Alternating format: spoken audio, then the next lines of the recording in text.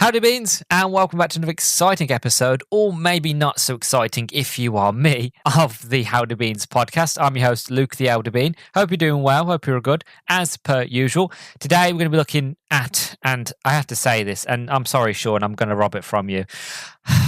A sigh. Pirates of the Caribbean, Salazar's Revenge from 2017. But before we get into all of that and more sighs to come, they got to do with housekeeping, because I like to keep my house and my ship tip-top and in shape. So if you can follow me on X at howdybeans_pod. Also, if you listen to this on YouTube, don't forget to leave a like, comment, and subscribe. And finally, if you listen to this on Spotify, don't forget to give me a follow and leave me a 5-star rating. So, as I mentioned, I'm going to be looking at Pirates of the Caribbean, Salazar's Revenge today. To be honest, this is the one I was least looking forward to the most. I was gladly surprised with On Stranger Tides, which I kind of was for a while. Like, I knew I would enjoy that film. I knew that it was bloated. I knew it needed trimming down, but there is a sort of interesting idea and concept there. It's just a shame that, you know, the focus is more so on Captain Jack, and again, a lot of the bloat and a lot of other sort of storylines. But I ain't going to get into it. To get my full thoughts, listen to that review. But yeah, this one, Salazar's Revenge, was the one I was least looking forward to be honest. And from memory served, good reason, to be honest. But we'll get into that bit in a minute. As for the movie synopsis, so it goes as follows. So, Captain Jack Sparrow finds the winds of ill fortune blowing even more strongly when deadly ghost pirates led by his old nemesis, the terrifying Captain Salazar, escape from the Devil's Triangle. Determined to kill every pirate at sea, including him, Captain Jack's only hope of survival lies in seeking out the legendary Trident of Poseidon, a powerful artifact that bestows upon its possessor total control over the seas. Now, that synopsis sounds interesting, because it does. You know, you've got Captain Jack, who we love. He's got a nemesis, Captain Salazar. Captain Salazar is going to kill all the pirates. Jack being one of them, being one of the pirate lords. So his whole way of life is at risk, So again, that's quite interesting. Then you have the idea that, he has to go find the Trident of Poseidon.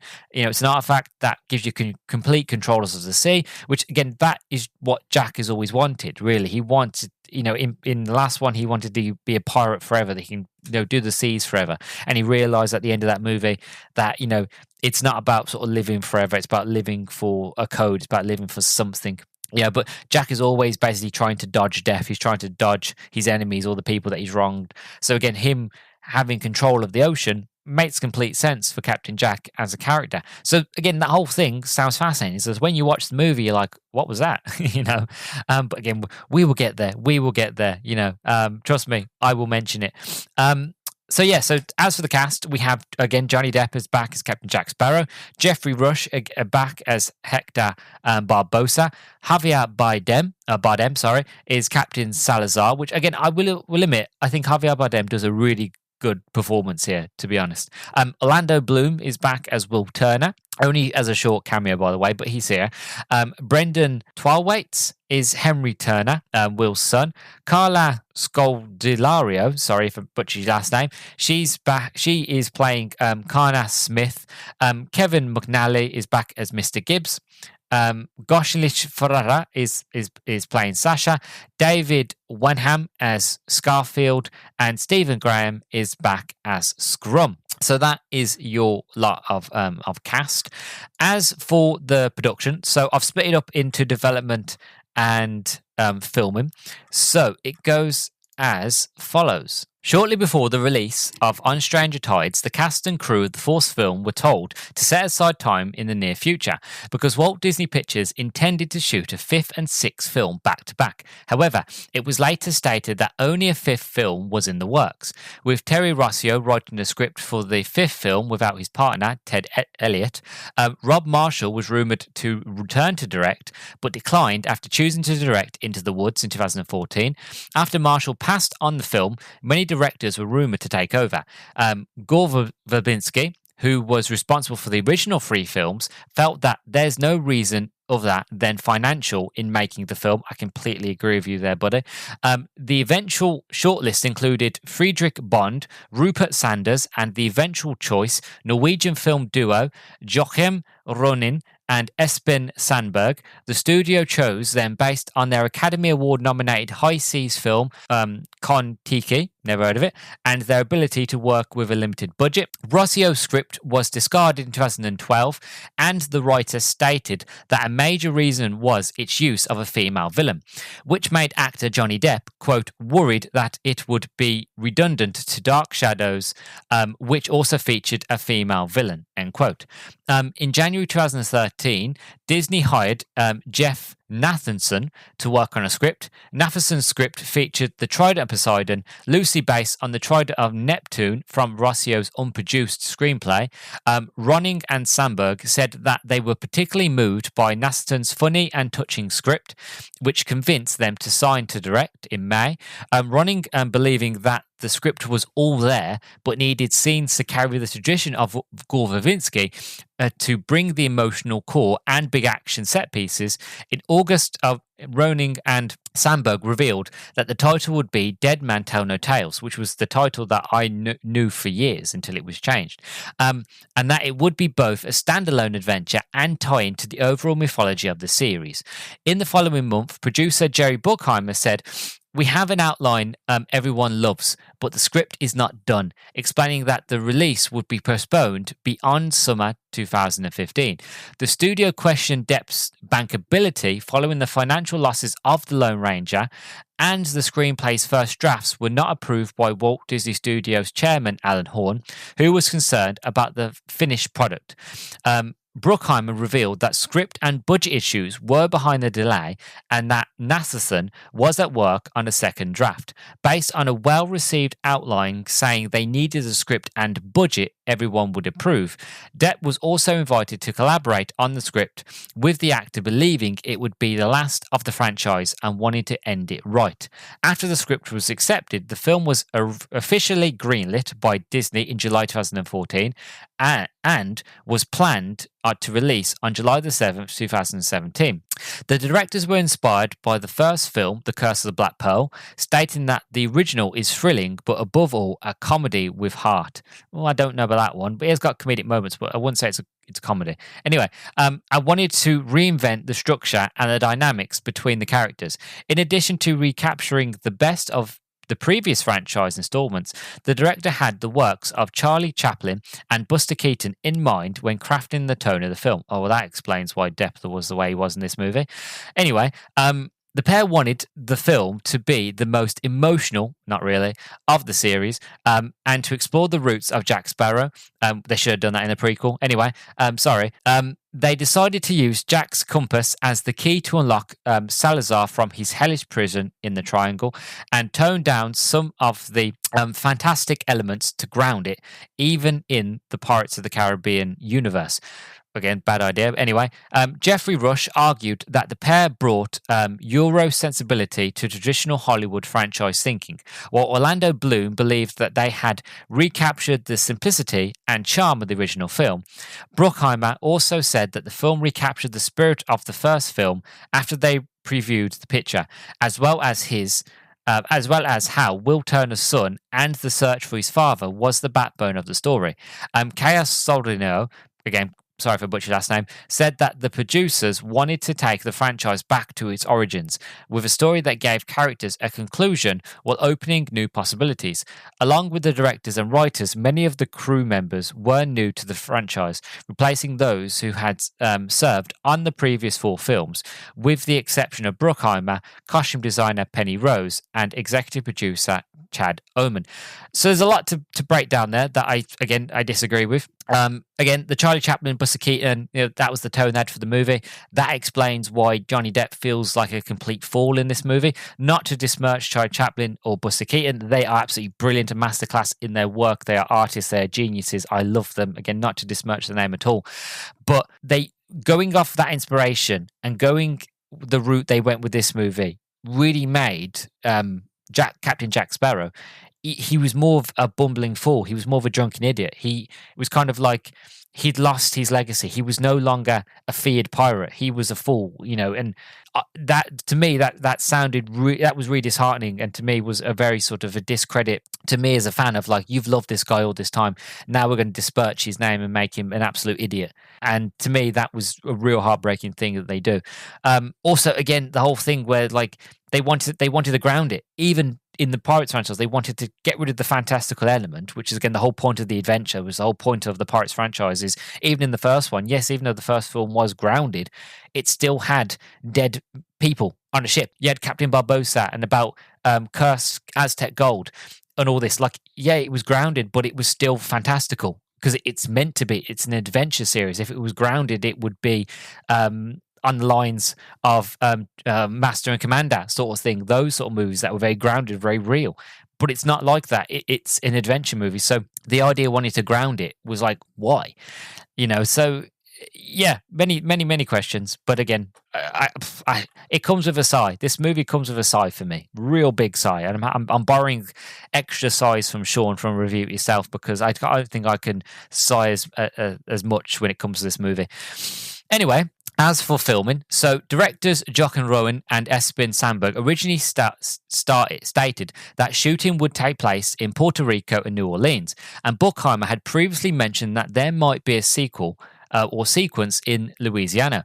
However, a spokesman for Australian Arts Minister George Branditz confirmed that the film's fifth instalment was set to shoot exclusively in Australia after the government agreed to repurpose 20 million of tax incentives originally intended for the remake of 20,000 Leagues Under the Sea, thus edging out Mexico and South Africa as filming locations. Filming took place exclusively in Queensland, Australia, as the largest production to ever shoot in the country.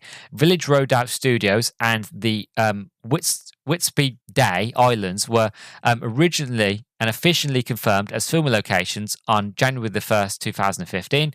The Rainbow Gypsy, a 35-year-old replica of an 1897 Scottish trawler, underwent an extensive refit at the Gold Coast, including a new bow split and reconfigured decks and cabins for filming as the Dying Gull. Its captain and owner, Kit Woodward, was a rigger in the film. Filming commenced on February the 17th, 2015.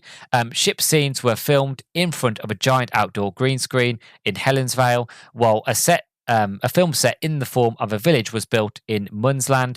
Because the green screen's height blocked the sunlight, containers with inflatable blue screens mounted on top were added to the sets to allow some light to enter. While the first script that Paul Cameron read for the film involved 5 to 6 main ships, until a rewrite more than doubled the fleet, Bruckheimer promised 13 ships facing off in the biggest battles yet. The end product had 11 vessels to cut costs. Most of these were partial constructs later enhanced by computer graphics, with some built atop a hydraulic rig to make the movements of seafaring while on land. The camera crew, led by the director of photography, Paul Cameron, also made extensive use of drones to capture immense views of the sea without resorting to helicopters or cranes. Filming moved to Doug Jennings Park on the split from March the 30th to June the 15th for waterbound scenes. However, due to extreme sickness amongst the crew, cast and crew from the big swells, filming moved to Raby Bay for calmer waters. Scenes were shot at Byron Bay on June the 1st. Locals made up more than 75% of the 850 plus crew then working on the film. After much speculation about whether Orlando Bloom would return, Bloom arrived at the Gold Coast in late May to reprise his role as Will Turner, and scenes featuring a skeleton of a sperm whale that had been constructed were shot at Hastings Point from June the 21st to June the 23rd. Yeah, I remember this movie taking a long time to be made, to be honest. I remember hearing about, like, we were shooting here at this date, then we're shooting here, and just for years being like, when's this movie coming out? When's this movie coming out? And like set leaks and all that were being done. So it was a long shoot. And then On March the 10th, 2015, Depp was injured on set and had to be flown to the United States for surgery.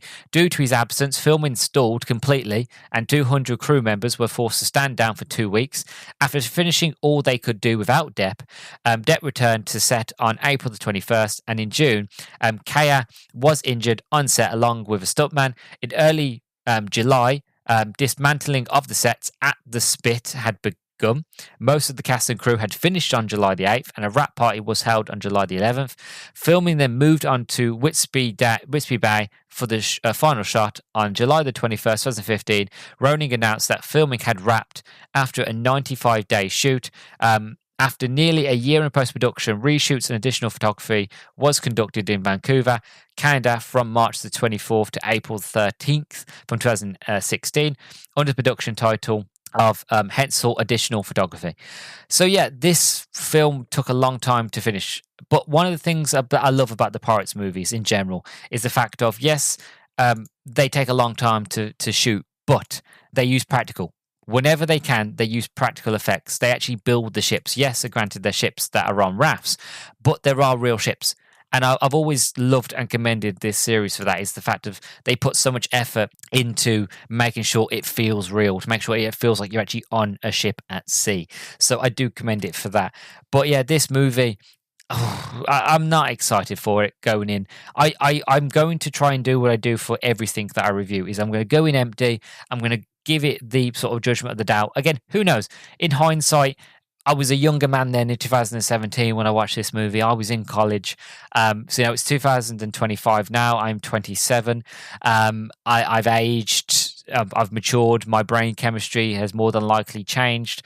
So there is a potentiality that I can enjoy it maybe, or I can see the parts clearer. Now I've got that reviewer brain on as well. I might be able to be a lot more fair and you'll be like, this bit worked and that bit worked. So who knows, in hindsight it might have been better, it might have changed, or it might not. This might, sometimes poo is poo, you know what I mean? And no matter how much you polish it, it's still a turd. So who knows at the end of the day. So I'm going to give it the benefit of doubt. I'm going to go off and watch it now, and when we come back, I'm going to give you my first impressions, and then talk about the story, production design, overall thoughts, and then we can get into it. So until then, I will see you in a minute.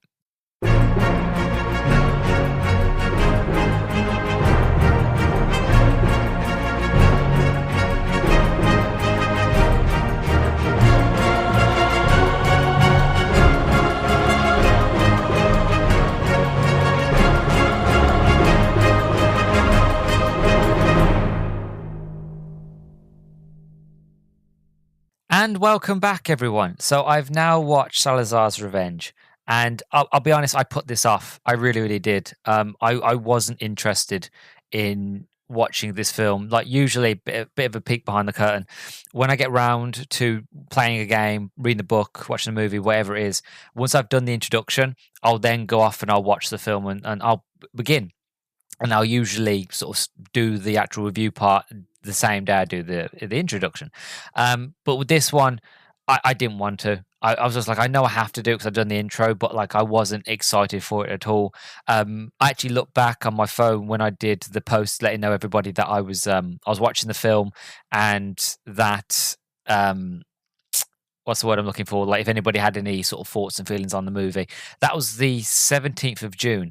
It is now the 5th of July, and I've only now got around to watch the movie because I've been putting it off. And in all fairness, I did get ill as well, which didn't help because I was like, I really don't want to watch it at all. But I finally managed to find a bit of time and give it a watch.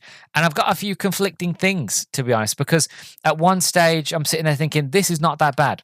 I know, surprisingly, it's not as bad as I remember it, but there are other parts I'm like, and it's very evident parts, and it is the Jack Sparrow problem. But there are parts, the Jack Sparrow thing, where I'm like, it wasn't needed. That wasn't needed. That could have been taken out. Yeah, there are many things in this movie where I'm sitting there thinking, that's good, that's interesting, that looks fantastic. But then you've got this, and it's like, no, you're really dragging on the runtime now. You know what I mean? This film comes out about 2 hours and 15 minutes, 2 hours 20 thereabouts. It doesn't need to be that long, to be honest. It's the same thing I had with on Stranger Tides, the last movie, is the fact of that movie. If they took a lot of the bloat out, they trimmed it, took the fat out, that'd be a more sort of self-contained adventure. Same thing here. But what they really needed to cut off, the biggest piece of fat they needed to cut from this movie was Jack Sparrow. And obviously I'll go straight into it, sort of like first impressions. Jack Sparrow was the biggest issue of this movie, mainly because they've turned him into a fool. In this movie, he is a bumbling idiot, a drunken fool. And it's a real shame because you see how Jack Sparrow was in the first movie, and then how he sort of progressed in the second film and third film. And, you know, he was still a bit of a jokey sort of a character, but he was very much like Columbo. You never knew what he was going to do next. He was always one step ahead of Bobby. Sometimes, you know, coincidentally, he just happened to be lucky, and sometimes he had planned ahead. But he was funny, but in charming, and you loved him. You wanted to see more of him. And most importantly, and this is most importantly, that he was crucial to the story. He had to be there. He was one of the pirate lords, so it made sense that he was there for the third movie. Second movie, you know, Davy Jones and the Kraken is chasing him and all that, so it made sense he was there again in the first movie. He wants to get revenge on his crew, and specifically Barbossa, for stealing his ship and doing a mutiny and leaving him to dead. Again, those three movies, he was there, he was needed. He had a point of being there. And even like the last movie on Stranger Tides, he was there, but it was more just the fact that it was a reason him to be there because you know, he was looking for a new crew. Angelica was pretending to be him. He ended up stumbling upon the Queen's Anne's Revenge, being part of the adventure. But there was still a reason somewhat for him to be there. Whereas with this film, I couldn't find any reason why he was there or why he needed to be there, to be honest. He was, yeah, like obviously I'll get into it and go into more detail about the story, but the idea behind this story is the fact of you have Captain Salazar, and he is stuck in the Devil's Triangle, and you find out later that he was put there by Jack Sparrow, and he wants revenge, which again, cool, fine. I mean, you're probably sitting there thinking, well done, if he wants revenge on Jack, that's the whole point of having Jack there. The thing is, there's this whole other sort of side story is what's going on, where you've got Henry Turner, which is Will Turner's son. He's looking for the Trident of Poseidon because he's trying to break all the curses and set his father free from the Flying Dutchman. So you have that story going on. Then you've got the other characters, which I forgot her name by her name is Kanya. She is, and again, a bit of a spoiler here, but it turns out that she's Captain Barbossa's sort of long lost sort of daughter. But she's on a mission to kind of find to carry on this legacy, this adventure that her father had like left of her. Because you find out in the story that Barbossa basically tried to do the most honourable, best thing. So he gave her this book that had a ruby on it. And the whole idea that Ruby was going to set her on a good path, and he puts her in an orphanage, and she's going to have a good life, and it's going to get her away from pirating, get her away from him, and she's just going to have a good life. Again, but her being Barbossa's daughter, she goes and accidentally stumbles onto Barbossa and goes on an adventure trying to find out what this mystery that her father had left for her without knowing it is Barbossa. So you've got this big story going on, really. And I'm sitting there thinking, and I'm rewriting the story in my head, and I'm going on, I'm thinking, well, what they could have done is the fact of Henry's trying to look for his dad. You've got the other woman. She is really clever. She's very smart. She's considered a witch. They cross paths. He saves her. They find they're looking for the same thing. While they're doing that, they end up breaking a curse, for example, and then Salazar gets sort of released, and that he is trying to break his curse. So he's looking for the Trident as well, but he's also trying to kill all the different pirates. Or maybe he's after Barbossa, and that's a reason to bring Barbossa in, and then that's how they get linked in that way. There's different ways they could have done it. If they wanted to bring back Jeffrey Rush for Barbossa, again, fine, because I love the character, and again, he's brilliant in this. And obviously Javier Bardem, he's absolutely brilliant as well as Salazar. But one of the things that keeps getting me is the fact of they renamed this movie to Salazar's Revenge, when really they should have kept the name Dead Man Tell No Tales. They quote it multiple times in the movie. It makes sense because, again, Salazar being a dead man and his crew being dead man, he doesn't tell no tales, sort of thing. Like it adds to the idea of pirating and the lore and the mythology of the sea and all that. And like it works. And then, but when you put Salazar's Revenge, it's like they're looking for a reason to have Captain Jack how it's like it was a young Captain Jack who put him in there. Oh, like, cool.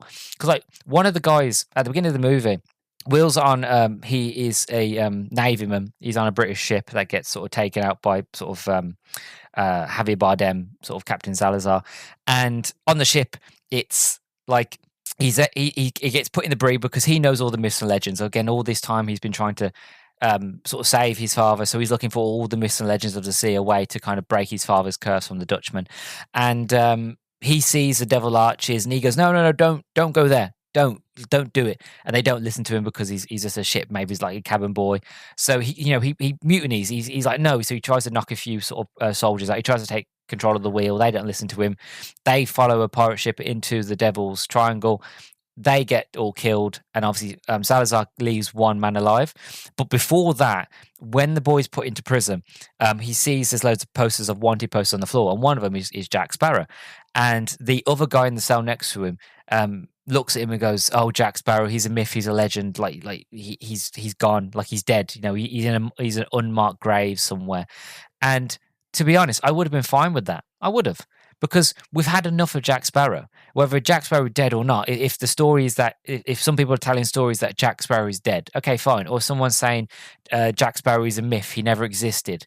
Again, that adds to the credence to the legend of Captain Jack Sparrow, is the fact of his sort of like name is bigger than him. It's grown to a point now where he is a forever a part of pirates, but without having to be there. He's there, but he's not there. Like, you don't need him. He's a myth. He's a legend. We've seen the myth and the legends. In truth, we've seen the movies. We don't need him again. So it just feels like that they could have gone with that. But it's like they just wanted Johnny Depp back for this movie. And it doesn't really serve any purpose. It doesn't really work, to be honest. He's just there. And that's kind of the biggest issue I have with this movie. And obviously, going into it in a bit more detail, it's just the fact of he's just a fool. And it's a real shame, because it's like, I love the first three movies. I do. I absolutely defend them to death. I know the second and the third one have their sort of detractors, but I love the original trilogy. I do. I think it's absolutely brilliant, masterclass. And even the last one surprised me. Like, yeah, you saw a bit of, Captain Jack being a bit silly, but he was still a clever, notorious, smart pirate lord. The legend precedes him. It's true. And then this one, it's just the fact of he's just a bumbling oaf. And we're going to get into, we're going off sort of first impressions. We're going straight into story. The story part of it makes no sense, because the story's around the fact of, Will's looking for his dad, so he goes all mysteries. And I love the introduction to this, how it starts. So how the movie starts is that it's a young Will. It's not the best beginning of any Pirates movies. There's other better beginnings in all the other pirate films. So it's the weakest of them all, but still an interesting start. Will basically tracks down the Flying Dutchman. He knows where it's going to be. So he goes out to sea, gets a rock on a rope, ties the rope around his leg, throws it overboard. And the idea is that he wants to sort of go to his dad. So you see Orlando Bloom's back. He's back as Will Turner, as the captain of the Dutchman. And he says, like, go, like, you don't belong here. Go live a life. Forget about me. I'm stuck here. This is my fate. And then young Henry's like, well, no, I've found a way to save you. It's the Trident of Poseidon. And he says, like, look, it's a myth. It's not real. Like, you're not going to be able to save me. Like, don't worry about it. And then it cuts to sort of 10 years later. And Henry's bigger and older, and he's in the Navy. And obviously that's where Salazar comes in, saves him, and he goes, look, I need you to find Jack Sparrow, and you need to give him a message that I'm coming for him, and all I need you to get is that compass. And I'm skipping loads of bits. Jack Sparrow, he's a bumbling idiot. He robs a bank, and he's an absolute fool. Gibbs is there, and even they brought back the one of the cast from the last three movies. I can't remember his name now. I think his name's Mr. Pike, Mr. Spike. I can't remember his name, but one of the characters. Which again, it's lovely to see him back, but again, it's one of those where it's like you don't really need them back. And then. So that happens. They leave him, and Jack's he's sort of lost his end. Really, he's no longer anybody. Like, there's a wanted poster, and it says $100 or £100 for like Jack Sparrow. Then it's like 50. Then it's like 25, £5. You know what I mean? It's just like, and then he looks at that. You can tell that like he's a washed up pirate. Like he's no more. He's not anything really. And then he gets the compass, and he goes to get a drink. He's covered in mud, and the guy goes, "Yeah, piece of silver," and he's like, "I ain't got a piece of silver." Um, and so he goes through his pockets, and he sees this compass, and he passes the compass over, and because he passes the compass over, that sets free Captain Salazar. The problem for me that makes no sense, and this bothered me when I first watched it, and it bothers me now, is the fact of that in the continuity of the lore of the whole sort of Pirates of the Caribbean legend, mythos, whatever you want to call it, lore. That's not the case. So you get later in the movie, you get a flashback, and it turns out that one of the captains that Captain Jack, well, before he was a captain, Jack Sparrow was on, um, was was sort of sieged by Salazar when he was a human, and the captain of that ship dies. Young Captain Jack, which was it's good when he doesn't talk. Like there's this de-aging of like a young Johnny Depp, right? A young Jack Sparrow, and it looks good until he starts to speak, and it looks really bad. Basically gives him the compass and says, "Look, you are the captain now. This compass will tell you and take you wherever you want to go. Never betray it." And he takes it, and then he beats Salazar, and that starts that up, right? But the problem is that makes no sense because it was Calypso that gave Jack the compass. She even says, I think it's in the second or third movie, "I gave you the compass. Does it not tell you what you want and where you to go?" And that's when I think she gives him the jar of dirt. And that I think it is the second movie. Calypso gave it to him. The captain didn't give it to him, so they've completely retconned that. Right? Then you've got the whole thing with Salazar. How would Salazar know it was the compass? That if Jack gives rid of the compass, betrays the compass, sets him free. Why would that work anyway? Like the compass has nothing to do with the Devil's Triangle. It doesn't. There's been no law set up about that. So why Jack giving up the compass, giving up the helm, set Salazar free? Also, another reason it doesn't make sense is the fact that there's multiple times in the first three movies, where Jack doesn't have the compass. The compass is given to Will at one stage. I think it goes to what's his name now? The guy who runs the East Asian Trading Company. It's many times. Like, granted, fair enough, you could argue he never gives it up. It's taken away from him, but still, he doesn't have it in his possession. It is not his. Oh, actually, you could actually say, no, he gives it to Elizabeth at one stage. So you could say he relinquishes it to Elizabeth. He's not giving it up, but he's giving it. He's like, look, have this. He's giving it to her. So shouldn't many times in that movie, Salazar be free? If anything, and pardon me being crude, but you just blue balls and Salazar then. I had this image in my head of like all three of the first three movies, Salazar's there with his crew, in the cave, just like ho ho ho ho ho, sort of in like proper ball balls in him, being like, yeah, I'm ready, I'm going, and then pulling back, and I'm like, oh, for God's sake, and you know what I mean. So that doesn't make no sense at all, and I think that's what bothered me back then. Is just the fact of that makes no sense. It's just like it adds to the fact of you don't need Jack Sparrow in this story. The story could have been done. The whole point of the story is about curses and them being uplifted, being sort of with not the devil's trident, with the Poseidon's trident, with having control of the sea, breaking all the curses. I mean, that's what that's what it's about, really. You don't need Captain Jack there. It's the same. Like with the story the story revolves around these two young people, and it turns out like one is Will Turner's and Elizabeth Swan's son, and the other one is Captain Barbossa's orphan daughter, right? So that was a reason to bring Barbossa in. That was like you could have had the story just having them two and them meeting each other, and you could have sort of a soft reboot of the series there, and then done a whole new sort of trilogy or series with just these two in this movie. But they didn't. They wanted to capitalize. They wanted to bring back Johnny Depp, and it wasn't needed at all. It's a bit of a shame.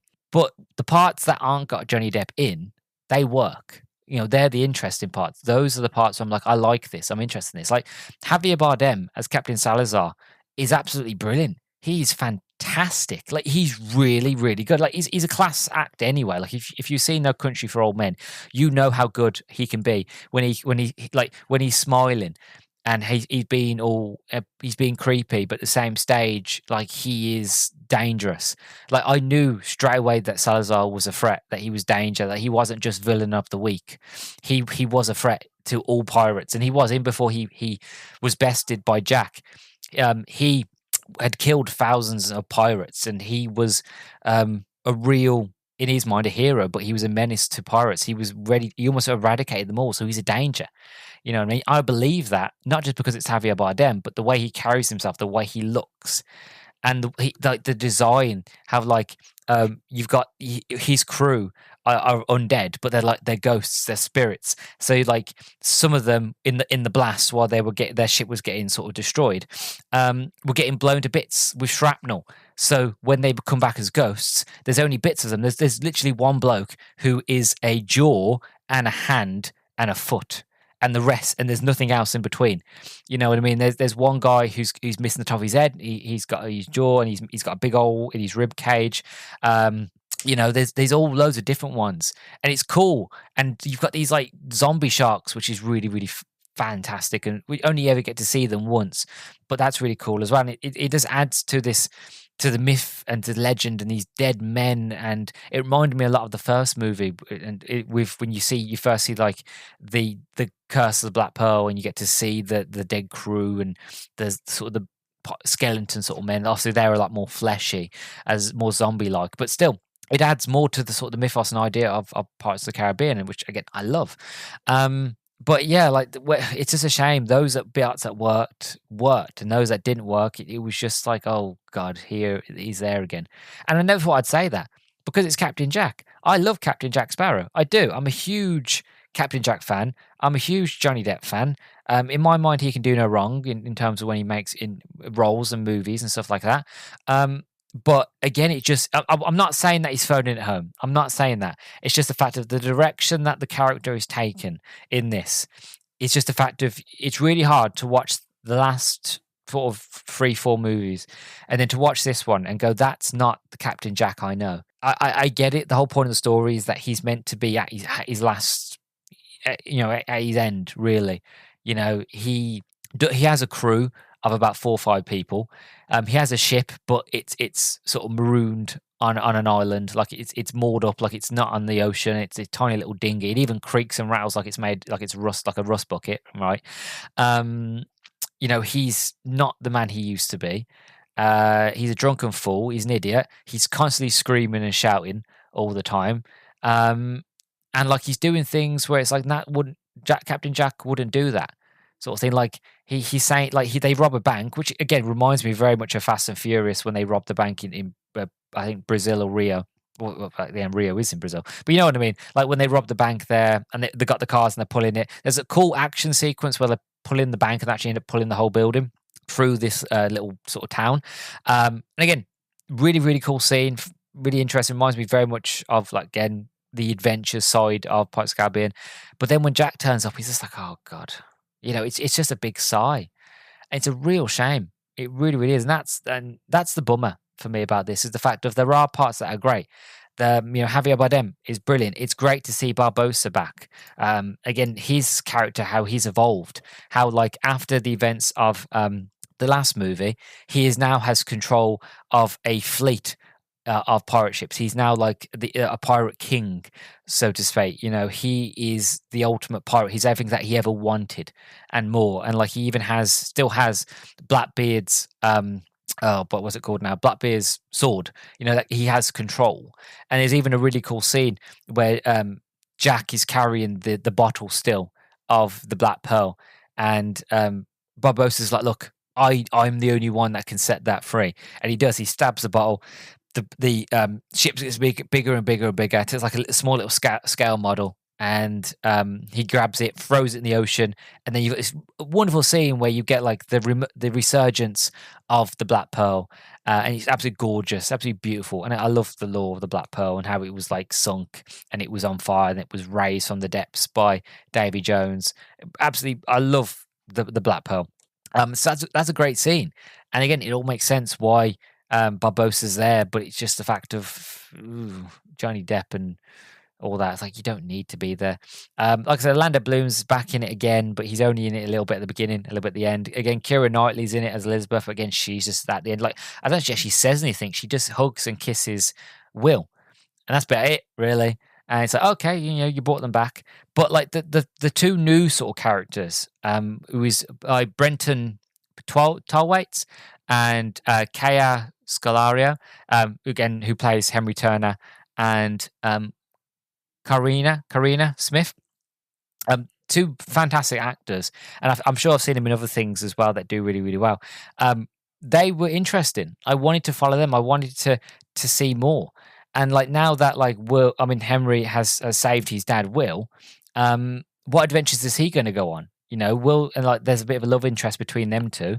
You know, you could have done a soft reboot of like, look, new adventures. We're going to go off and we're going to do new things on the high sea. You with your brains and you know, me with being sort of the young sort of Turner sort of thing. We're going to go on adventures and be pirates and yeah, but no, they didn't do it. They just wanted to capitalize on it. And yeah, so I'm a bit of a lost cause really. It's a shame. But there are, like I said, when it works, it works. But when sort of Jack Sparrow is on the screen, it doesn't. As for sort of like, you know, the production and all that, it's still a Pirates of the Caribbean movie. It still feels like a Pirates movie. But again, I'd say like if they trimmed a lot of the fat, if they took a lot of the parts out with Jack, because like there's a whole part where they go on an island and it turns out Jack had been there before and he betrayed somebody and they had this whole wedding sequence. I'm like, it's not I don't care. It's not needed. You know what I mean? We've just had Jack run away from the dead and he's stuck on the island. They can't come onto land because they come onto land, they die or, you know, they dissolve or whatever. So the ghost can't come to land. They can only attack him when he's at sea. Then they have this whole marriage thing. It's the tone changes. So it's like, it's literally done for laughs. It's done for a joke, but it's not funny because I no longer care. You know, if I cared and if I was interested and if the character was made to be interested in the movie, then I would give a crap. But I don't because I don't. You know what I mean? So yeah, as for sort of my overall thoughts, sort of coming to sort of close, you can tell in my voice, I feel defeated. I feel down. Like this movie isn't bad. It isn't. It's not brilliant. It's not the best one. Like I would happily watch, you know, these movies in order, like the first three, and then this one, and then I'd always probably watch this one last. This wouldn't be at higher than anything else. But even then, you know, even though the good parts that are good, it's still not. It's a Pirates movie, but it's brought down by its biggest character, and that's a shame because there was no need for him to be there. And that's just, to me, it's a real bummer, real shame. So yeah, that's all of them really. I know they're talking about potentially rebooting the Pirates movies. There is talks about it. I don't mind that. I really don't. They're on about, you know, who we're going to cast as Jack Sparrow. Are we going to have Johnny Depp back, or are we going to have a young Jack Sparrow? To be honest with you, my honest opinion, leave Jack Sparrow alone. I don't want a younger Jack Sparrow. I don't want an older Jack Sparrow unless they're going to do a young origins of Jack Sparrow. I don't want to de-age or anything like that. I'd want a new actor who's going to play a young Jack Sparrow. As I said in the last movie, if you're going to do a prequel, but do it properly. Young Jack Sparrow, you know, he's a young captain. He meets a young Barbossa, and they go on adventures. And then you could do a whole trilogy, or you could do a single movie, you know, with that. But if they didn't want to do that, then don't do Jack Sparrow again. Don't do Barbossa. Don't do any familiar characters. Just start from scratch. Don't want no Will Turner, Elizabeth Swann. Just new. Do something new. You know what I mean? Or if they want to bring in the new characters, the two new ones that were sort of shown here, Barbossa's daughter and Will and Elizabeth's son. If they want to bring them back again, that's fine. I've got no issue with that. I just want something new. You know what I mean? I don't want to reboot and a whole new Jack Sparrow and Barbossa story. No. I don't want Black Pearl again. I want something else. And that's what I asked for, really. It's just something different. So I don't know if it's going anywhere or if it's still in the planning sort of talking stages. But either way, I'm kind of want something new. Otherwise, don't bother. That's how I feel at the moment with the Pirates franchise. The fact of what we've got is good. We don't need any more. And I basically I don't want them to do with this series what they've done with Jurassic Park. Whereas the first three movies, in my opinion, were brilliant. And then when they started to go to Jurassic World, and since then, it's just gone down the poop. And from what I've heard about the latest movie, it's not good. the best parts are in the trailer and the rest is garbage. Again, that's what I've heard. I haven't watched it, so I can't give my personal opinion on it. I just don't want the Pirates franchise to be run to the ground like the Jurassic Park series. And like this movie came out in 2017 and they haven't touched it since. So my hope is that if they are going to do another one, it's a completely from scratch, new cast, new story, new characters, new adventure, and I'd be completely up for that. But yeah, it depends. It depends to see what they do. It's Disney at the end of the day. Who knows what the mouse wants to do? Anyway, so before we come to an end, I did have it but it's just disappeared from my phone. I'm going to read out all those comments from 2000, from the 17th of June of people giving me their thoughts and feelings of what they thought of Salazar's Revenge. So the first one is from Stellar Future Radio. They write, which number Pirates is this? Where I comment back saying it's the fifth film, the last one till they decided it was finally time to sort of stop or start again. Then we had Cold Case Kansas. They went, I was just watching Javier Bardem on a Fallon interview. They showed him at a Judas Priest concert. I had no idea he was a metalhead. Me either. I didn't know he was a metalhead, but Javier Bardem is he, doesn't surprise me, but he is a brilliant actor. So, he's got good taste, as we say. And then finally, Dissect That Film. They said, it's better than the fourth one. I actually enjoy the plot of this one because Jack isn't the primary focus. I disagree. It feels like in this one he is the primary focus, or at least he tries to make himself the primary focus. It feels like every time the camera's not on him, it feels like he's trying to squeeze himself into frame. Again, that's my opinion. That's what it feels like. It's still a far cry from the original trilogy, I agree. But it gives us more high seas shenanigans, unlike 4. I'll agree with that last bit. You do get a lot more high. You're actually on the sea a lot more. In the last one, you're at sea for a bit, and then you're on land. And then sort of they're going through the island trying to sort of find the Fountain of Youth, and obviously the whole thing with the Spanish as well. So I get it. Like this one, you do get a lot more sort of at sea shenanigans, stuff like that. You spend more time on the water, which is good because again it's a pirates movie, where it should be mostly anyway. But I do feel like I do disagree about this not being sort of focused on Jack Sparrow.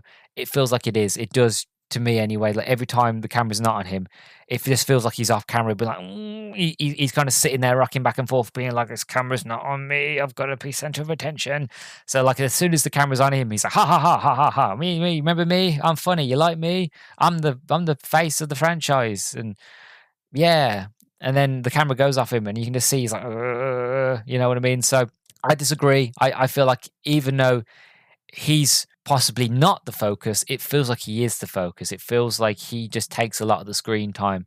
And again, I don't know if that is Johnny Depp wanting more screen time. I don't know if that was the original plan. I just don't know. I know this, like I said in the introduction, this movie was in sort of development hell for quite a while, of going back and forth, of changing scripts, changing ideas, and things like that. So there's potentiality. There was probably less Jack Sparrow, or maybe more, or maybe what we got was the original amount. I don't know. I wasn't there when it was being written up, but I do disagree. I feel like he is the main focus, or he's taking a lot of the screen time up anyway. But yeah, that's it really of people commenting. Not many people did, which I take that as not a lot of people have got a lot to say about this movie compared to the last one where I had loads of comments. People had a lot of things to say. This one, I think a lot of people were just surprised it exists. I was like, yeah, it's real. As I was watching this, my sort of nephew came round and he sat there for a bit and he was like, "Is this Pirates of the Caribbean?" I was like, "Yeah." He was like, "Is it a new one?" I was like, "Well, technically, it's the newest one." Well, I've never seen this before. I didn't know it existed. And he's on Disney Plus all the time, and he watches loads of stuff on Disney Plus, and he likes Pirates of the Caribbean, because his dad is a big Pirates of the Caribbean fan, and he'd never heard of this film. He never watched it, didn't know it existed, and it was this 2017. This movie came out, and so he says a lot, sort of thing, and you can probably understand as to why they haven't made one since. But yeah, it's a shame. But like I said, at the end of the day, when this movie works, when Jack Sparrow's not on the screen, when Javier Bardem's on the screen, and when you've got the moments with the new characters, the new leads, it's interesting. The plot's interesting as well, trying to break all the curses. Henry trying to save his dad. Great, love it. But yeah, with the whole bit with Johnny Depp and all that, and Captain Jack, it's just no, it's not the same. It doesn't work anymore. One thing I do want to mention though, before we come to sort of an end, as they do with all of the Pirates of the Caribbean movies. So one thing that's not very known about the Pirates movies is that they all have an end credit scene. Never anything big.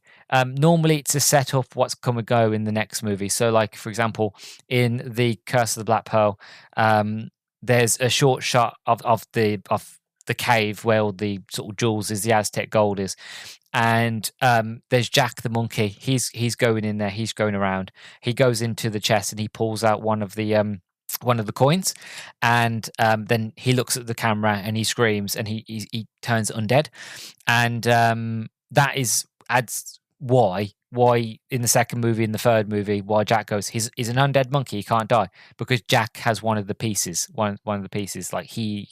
so it adds to that lore, that story. And again, it's pretty cool thing. Like if you didn't watch it, you wouldn't know. Like it doesn't really matter. It's not a big thing in the story. It just adds to the sort of legend of Pirates of the Caribbean. But if you watch it, you get that sort of extra bit of detail as to why Jack is undead. And like there's the same for the second one, the same for the sort of the third movie as well. And like in the last movie, there's one where Jessica, she's on the island, and what floats on the island is the voodoo doll of Jack, and she has it, which again would have been great if that came up in this. If they wanted to bring her back in this one, I wouldn't have been against it.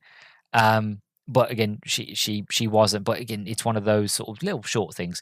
But the reason I bring it up is the fact of I didn't know there's an end credits for this one, but I was just interested to see like what would if they was to make another one, or they hinting at something that's coming next, what would they do?